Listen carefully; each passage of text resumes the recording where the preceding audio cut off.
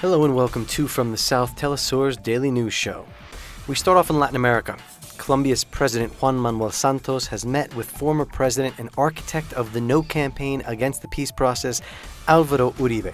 Santos said that peace was close as the two men discussed possible amendments to the deal with FARC rebels. Uribe successfully led No voters to a narrow win in last Sunday's referendum, which would have completed years of discussions on ending over 50 years of war in Colombia. Uribe's argument criticized the granting of total impunity to rebels' crimes and allowing guerrillas guilty of gross human rights violations to run for elected office.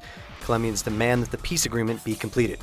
The talks between Uribe and Santos came as thousands of Colombian students marched on Bogotá Wednesday to demand peace with the FARC after a deal to end violence with the rebels floundered in the recent referendum. In Venezuela, the opposition coalition says the upcoming October 12th demonstrations across the country will serve as a rehearsal, a mock collection of signatures required to call a recall referendum against President Nicolas Maduro. From October 26th to the 28th of October, the opposition will be required to raise 4 million signatures to continue the process, which they hope can come to an end before the end of the year. However, the National Electoral Council says the recall referendum will not happen before 2017. The timing of the process has been the impetus for several opposition protests this year. Venezuela has crowned Casey Sayago as its representative for the 2017 Miss Universe pageant, and she's wasted no time in criticizing U.S. Republican presidential candidate Donald Trump for his opinions on women's physical appearance. Trump has been in the headlines of late, this time for his disparaging remarks of former Miss Universe and Venezuelan Alicia Machado. He is on record for referring to Machado as Miss Piggy after she gained weight following her Miss Universe win in 1996. 22-year-old Sayago said she does not share Trump's opinion. Peruvian President Pedro Pablo Kuczynski had talks with visiting Chinese Foreign Minister Wang Yi in Lima this week. The leaders pledged to boost bilateral relations between the two countries. Wang says China is willing to implement the agreements reached by the two heads of state, share experiences, and enhance coordination between the two countries. The Chinese Foreign Minister is currently on an official tour of Bolivia, Colombia, Ecuador, and Peru from October 3rd through the 9th. On to world news. A bomb attached to a motorbike exploded near a police station in Istanbul, Turkey, wounding 10 people. The explosion is said to have been so strong that it was heard at Ataturk Airport, some 5 kilometers away. Police identified a suspect who fled the site immediately after the attack when they examined a CCTV camera. Soldiers and airmen of the Florida National Guard started preparations for rescue and assistance missions on Wednesday. This following a state of emergency declared by Governor Nikki Haley as Hurricane Matthew heads toward the southeast U.S. coast. Haley has warned that the storm could be deadly and urged some 1.5 million people there to evacuate. The European Union has launched its beefed-up border force as it seeks to tackle its worst migration crisis since World War II.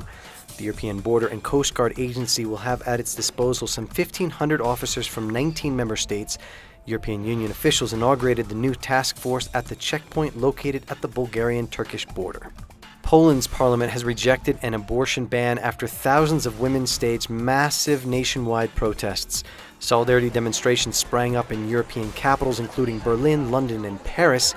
Poland is a devoutly Catholic nation where the law is already among the most restrictive in Europe. Russia have announced the deployment of S-300 missiles in Syria. The weapon system, which is one of the most devastating air defense systems in the world, will be placed after recent escalation in the region, particularly between the United States and Russia.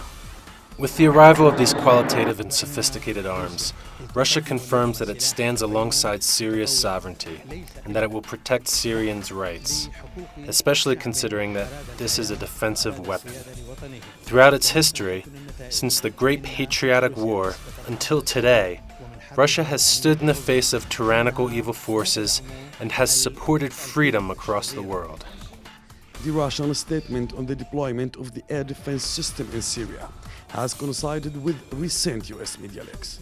The Washington Post published a report saying that the Obama administration discussed the option of utilizing airstrikes on the Syrian army, specifically on the Syrian airports, to paralyze the movements of their air force. It is quite clear that the United States wants to turn the course of events in Syria, especially in the wake of the Syrian army's successive victories on several fronts, especially in Aleppo.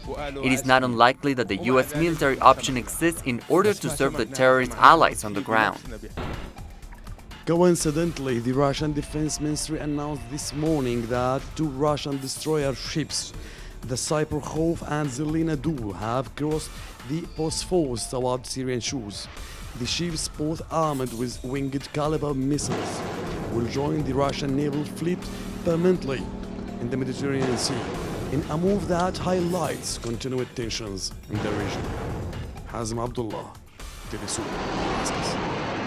And finally, in a traditional cafe in the heart of Damascus, Syria, there's an art exhibition evoking the despair and loss from their country's war. However, the artists themselves are missing, as they fled the ongoing civil war for various parts of Europe. The exhibition is called And They Left, with the pieces the artists left behind.